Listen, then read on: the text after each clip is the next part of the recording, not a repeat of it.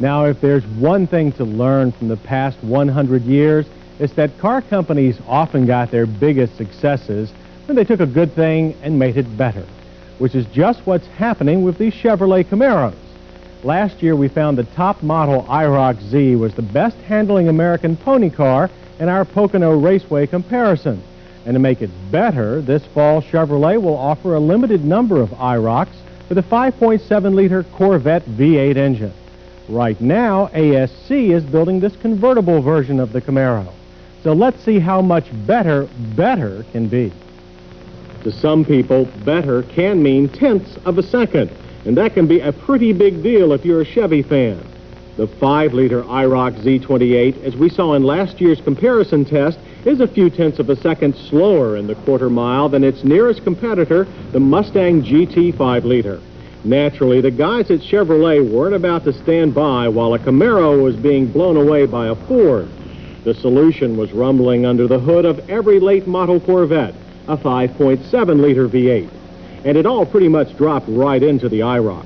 That is, except for the Corvette exhaust manifold and latest aluminum heads. So the IROC gets 220 horsepower. That's 10 less than the Corvette, and 320 pound-feet of torque. Even so, the 5.7-liter still makes 20 horsepower more than the 5-liter, which was detuned a bit for 1986.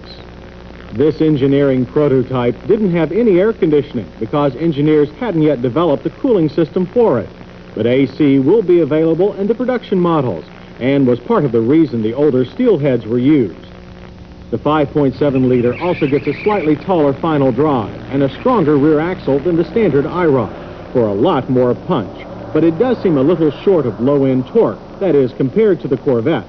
Our time through the traps, 14.5 seconds with a speed of 95 miles per hour. That's very fast, and just as fast as its arch-rival Ford. 0 to 60 took just 6.2 seconds, and despite the extra power, the IROC had no trouble putting it to the ground. Handling seems even better than before, although there aren't any suspension changes from other IROCs. Otherwise, the 5.7-liter IROC is pretty much unchanged. Production models, by the way, will get a speedometer that goes beyond 85 miles per hour, since the car will do over 140. And like all other IROCs with tuned port injection, the only available transmission now is an automatic. On the outside, there's not even a badge or decal to tell you that this Camaro has something more under its hood. And what price do you pay for the capability to take on unsuspecting Mustangs? Around $500 over the IROC's $12,901 base price. You'll pay a bit more to get an IROC convertible, or any other Camaro for that matter, that'll put the wind in your face. Just add $5,000 to the price of the Camaro you'd like to order. And for that, you get a look that's so integrated, you wonder if the Camaro body was really meant to be a hatchback. It reminds you of a mid-60s Ferrari Spider, and like those cars, the top works manually. In operation, it actually mirrors more closely the new Corvette Roadster. There's a lever under the hard boot cover to release the back of the top. A console button releases the boot itself, and 2 levers at the windshield release the front of the top. With that done, you fold it all neatly away behind the seat. And with the top down, you'll find that this is one of the better convertible conversions, at least as far as body shake is concerned. There isn't much.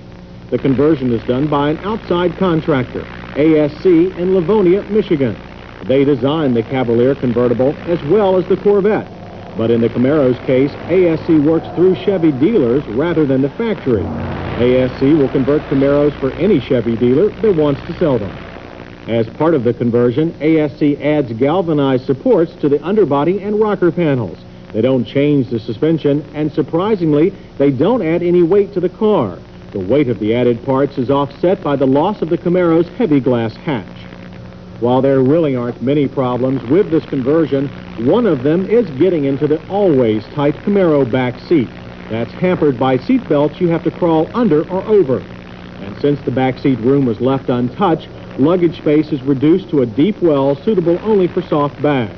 However, with the top up and the rear seat folded, the trunk opens into the passenger space, so skis are easy to haul. We were impressed by how ASC made convenience aspects of the original Camaro fit in with the conversion. The power hatch closing system works just as well with the new trunk lid. and the hardtop's hatch release switch was simply rewired to work with the boot cover. Oh, there is one other warning. If you're interested in a Z28 convertible with the 5-liter twin-port injected engine and actually have a hand in ordering it, go for the fatter 60 series tires. The standard 215/65/15 tires made it virtually impossible to make even a moderately fast getaway without leaving a lot of tread on the pavement. But the ASC Camaro convertible is a screamer, as is the 1987 Corvette-engined IROC. Together, they make America's best-selling pony car now an even bigger winner. Next week, we'll have the first of 2 special shows coming up. We'll be updating 5 performance cars, the Dodge Daytona CS, the Ford Escort EXP, and the Mustang GT convertible, and 2 sporty Europeans, the Saab 900 convertible and the Maserati Spider. We'll see you next week on Motor Week.